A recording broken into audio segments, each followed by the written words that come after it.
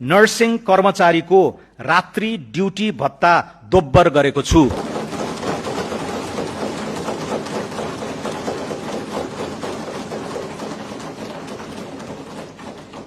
महिला स्वास्थ्य स्वयंसेविकालाई प्रदान गरिँदै आएको यातायात खर्चमा 50% वृद्धि गरेको छु।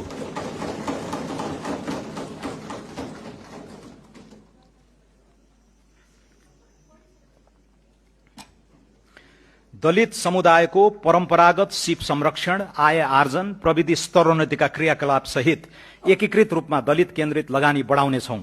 देशैभरिका 5 वर्ष मुनिका दलित समुदायका बालबालिकाको पोषण सहायताका लागि रु 3 अर्ब विनियोजन गरेको छु। जेनजी आन्दोलनका शहीदको सम्मान गरिनुका साथै शहीद परिवारको लागि सम्मानजनक आर्थिक सहायता सुनिश्चित गरिसकिएको छ। आन्दोलनका घाइतेका लागि निशुल्क स्वास्थ्य उपचार, घाइतेको अवस्था अनुसार मासिक भत्ता र उद्यमशीलता विकासका कार्यक्रम सञ्चालन गर्नेछौं।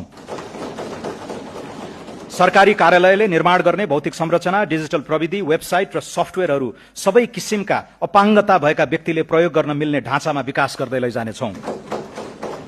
सबै प्रदेशमा अपाङ्ग पुनर्स्थापना केन्द्र स्थापना गर्दै जानेछौं। अटिजम भएका बालबालिकालाई लक्षित गरी पूर्वाधारयुक्त आवासीय नमूना विद्यालय सञ्चालन गर्नेछौं।